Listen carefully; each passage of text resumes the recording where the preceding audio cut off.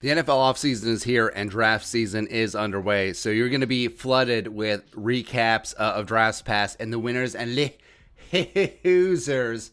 The Athletic put the 2018 version of the NFL draft under the microscope and ranked the Vikings as tied for the third worst draft that season, which is not great. It's no good.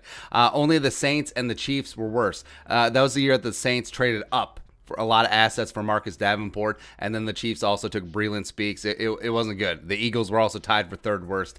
Yeah, it's less than ideal. Now, looking at 2018, it does make sense where you do have 3 years of data. You can generally gauge how good a player is going to be. They're heading into the final year of the rookie deal. First round picks will have 5th-year options, yes. But look around the 2018 class, you know that Bradley Chubb is good. Quentin Nelson, pretty damn decent, right? Josh Allen came in the form year 3. Minkah Fitzpatrick is a stud. All of them were 2018 first-round picks. But then you also have guys like Baker, who was number 1 that year. Sam Darnold, whose future's up in the air at number 3. So, yeah. But the Athletic is right about the Vikings draft class in 2018. It was not great. The only viable starter from that draft is Brian O'Neill, and the Pride of Pitt is likely the only player from the class who will sign a second contract with the team. Maybe Gronklin, maybe. But going through that class, number 30 overall. So remember, 2018 Vikings are coming off that high 2017 Minneapolis Miracle, then 38-7. Not good, right?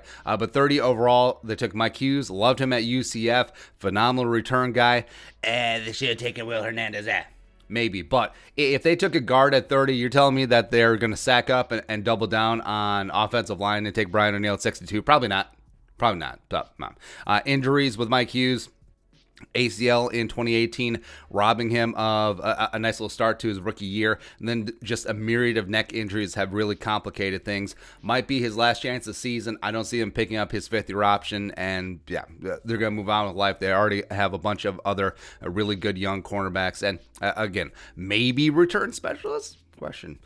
Second round pick, 62 overall, Brian O'Neill, stud, absolute stud, was actually the 7th tackle taken in the 2018 class, quickly becoming one of the best right tackles in the game. Only 28 pressures and 3 sacks allowed last year.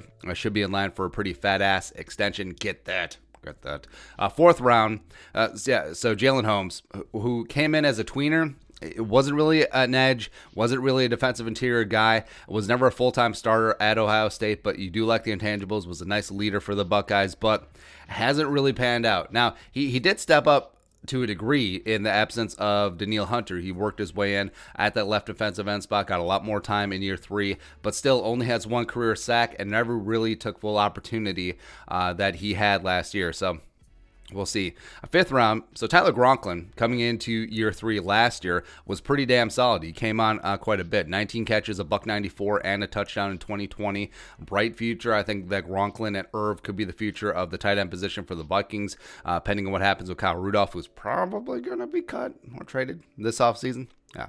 Also in the 5th round, so the Vikings, 5th round pick, Daniel Carlson, kicker from Auburn. Number 1, never trust the Carlson. Number 2, a 5th round pick on a kicker. Number 3, you traded up in the 5th round for a kicker. Then you cut him after 2 games. Of course, he had the meltdown in the tie game against Green Bay. It was quite the debacle. But then, of course, he went to the Raiders, and his kicking stroke got fixed. Mike Prefer, the genius, couldn't fix it, and then has been AFC Special Teams Player of the Month in December 2020. Playing at a Pro Bowl level. Pretty damn good. 6th round, Colby Gossett was cut as a rookie and then actually started 4 games for the Cardinals that year, bounced around from the Patriots, and then spent the last 2 years on the Browns, was a 2020 opt-out. Also in the 6th round, Aude Aruna. Now, I loved Aude.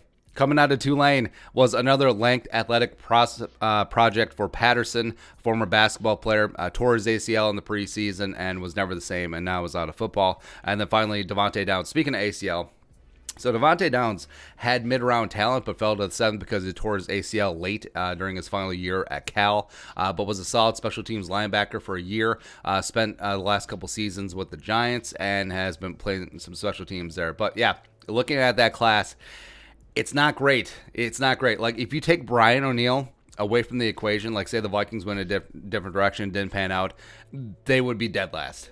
They would be absolutely dead last. And yeah, it sucks. But is Hughes a bust or is it injury bust? Doesn't matter either way. It still has not worked out, and they haven't gotten the typical Spielman value from the later rounds. Now, that could turn around if Gronklin steps it up even more in year 4, but we'll see. But what can you do? What can you do? 2018, not great. 2016, also not great. But that 2020 draft class, man, we're hanging our hopes on it. So let's go get after it. But yeah, your thoughts, Athletic, the Vikings, the third worst draft class in the 2018 draft. Let us know in the comment section below. Subscribe for daily Vikings takes. Want to support that work, pull something in Venmo. But until next time, Skol, production value.